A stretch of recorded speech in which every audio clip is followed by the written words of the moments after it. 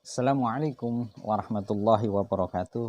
Alhamdulillah kita bersyukur kepada Allah Subhanahu wa taala bisa membahas ilmu-ilmu yang diajarkan oleh Allah Subhanahu wa taala kepada kita. Ada satu hal yang sangat penting, awwalu ma yuhasabu, ya, nanti itu adalah salat. Hal amal yang pertama kali akan dihisab oleh Allah Subhanahu wa taala.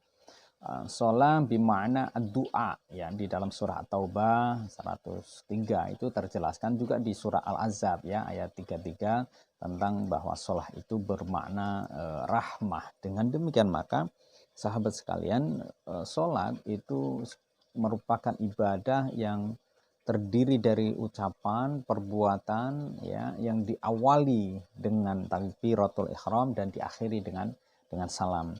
Dengan demikian maka ketika kita sebagai muslim dan mengaku sebagai muslim, kita menjalankan perintah Allah sebagaimana di dalam surah Al-Hajj misalnya, ya, di ayat yang ke-7 itu 77, ya ayyuhalladzina amanu rka'u wasjudu wa'budu rabbakum waf'alul khaira la'allakum tuflihun. Jadi bawaan orang-orang yang kemudian dia bersujud, ruku, menjalankan kebaikan itu mendapatkan kebahagiaan, kesuksesan, dan tentu ini menjadi satu bentuk kepatuhan kita kepada Allah yang mengaku sebagai muslim. Kenapa? Karena muslim itu menjalankan amalan yang diperintahkan Allah. Buniyat Islam ala khamsin. Islam ini didirikan pada 5 hal. Syahadah alla ilaha illallah wa anna Muhammad Rasulullah. Ini nomor 1. Yang kedua, rukun Islam tentu wa iqamas shalah, menjalankan shalah, wa ita'z zakah.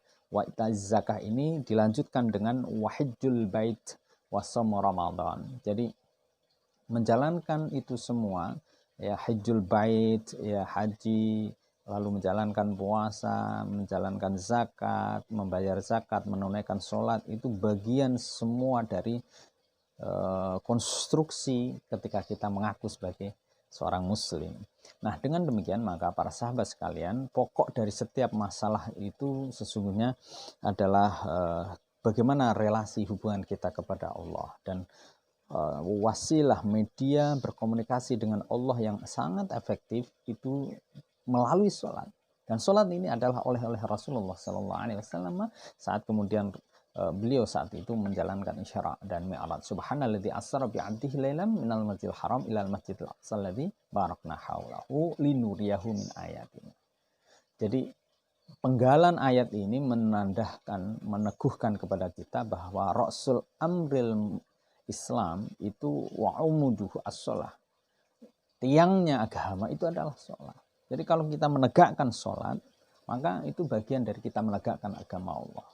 Ya, wazarwatu sanamihi al-jihad fi sabilillah. Sedangkan puncak, ya, puncak dari kemudian kita beragama adalah berjihad, ruhul jihad. Dalam konteks apalagi milenial sekarang ini menjadi sangat terbuka lebar bagi kalangan kita semua untuk menjalankannya. Sehingga dengan demikian para sahabat sekalian, mari lalu kita menjalankan itu. Furidat ala Nabi sallallahu alaihi wasallam as-salawatu lailatu usriya bihi khamsin. Jadi awalnya sholat ini 50, ya, sampai kemudian dinyatakan bahwa ya Muhammad innahu la yubdilul qaul ladayya wa innalaka bihadil khamsin. Sampai kemudian Muhammad itu mendapatkan perintah ini, sudah aku putuskan wahai Muhammad, ya, 5 waktu ini dan tidak bisa diubah lagi. Ini menjadi kompensasi atau kemudahan, ya, lebih mudah untuk kita jalankan. Dan memang secara historis bagaimana dari para anbiya yang terdahulu, umat-umat terdahulu itu berat menjalankan proses-proses itu sampai kemudian Allah, ya, memberikan final decision itu di salat 5 waktu ini. Kalau begitu ukuran ini sudah sangat ringan untuk kita dibandingkan dengan umat terdahulu, betapa kemudian atau bahkan di awal perintah sholat itu 50 kali sewaktu. Bisa bayangkan, ya, ini menjadi kemurahan dari Allah Subhanahu wa taala. Dengan demikian kita juga dijanjikan awwalu ma yuhasabu bil 'abdi yaumil qiyamah as-shalah. nanti amal kita semuanya akan dihisab. Laha makasabat wa 'alaiha maktasabat. Faman ya'mal misqala dzarratin khairan yarah wa may ya'mal misqala dzarratin syarran yarah. Semuanya akan dihisab, semuanya akan dimintain pertanggungjawabkan oleh kita kepada Allah Subhanahu wa taala.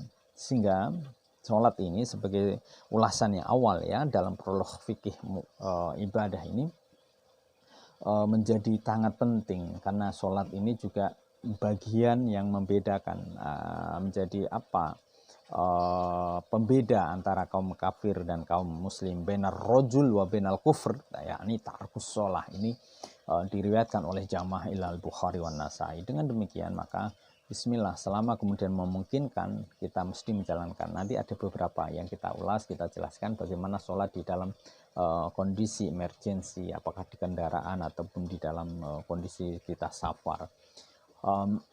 Tadi menjadi penting karena kita ulas komunikasi yang efektif, yang menjadi kemudian kita bisa menghantarkan hajah, meminta kepada Allah, berdoa, meminta kepada Sang Pencipta alam semesta ini adalah melalui sholat. Innani anallah la ilaha illa ana fa'budni wa haqimis sholah lidzikri. Jadi sembahlah aku, dirikan sholat itu untuk mengingatku. Sholat ini menjadi bagian yang sangat awal, yang sangat penting, ya, is the most important things as a Muslim.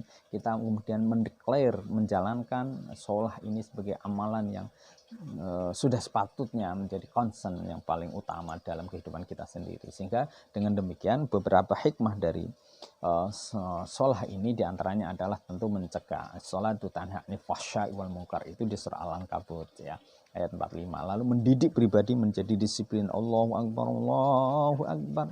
Sholat, kita berangkat ke masjid, kita berjamaah. Tepat waktu, melatih menjadi pribadi yang tangguh dalam kondisi yang capek, letih, lelah, dan lain sebagainya. Kita masih tetap berusaha untuk menjalankannya. Termasuk diantaranya adalah sholat ini meninggikan derajat kita. Nanti kita akan ulas lagi di sholat sunnah ya. Lalu juga membersihkan ya, zambun, dosa, ada salah dan lain sebagainya. Bagian dari cara kita meminta ampun kepada Allah adalah melalui sholat ini. Melatih diri secara disiplin, tertib, teratur waktunya. Ada sholat zuhur, asar, sampai kemudian subuh ya. Semuanya diatur. Wasyamsyu tajril mustaqarri laha dzalika taqdirul azizil alim. Yang komar ya, dan juga syams ini yang kemudian berputar, bumi kita, semuanya ini menjadi bagian yang sangat diatur, sehingga kehidupan ini sesungguhnya juga keteraturan itu sendiri dengan kerangka kepatuhan kepada Allah Subhanahu wa taala. Tentu juga sholat mengajarkan kepada kita untuk tawadhu, ya, rendah hati. Kita mencium tanah, mencium tempat yang kemudian kita injak-injak, tempat sujud kita.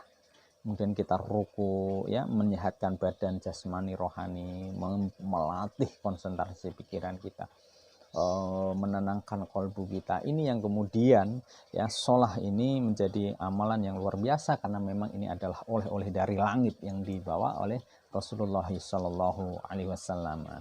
Nah, insya Allah nanti kita akan ulas panjang lebar tentang syarat wajib sholat dan sebagainya. Secara prinsip,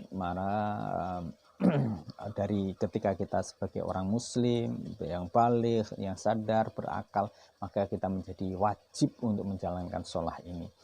Tentu ada di dalamnya adalah bahasan tentang suci. Nanti insya Allah kapan juga menjadi concern kita untuk menjaga kesucian baik lahiriah ataupun secara batiniah kita.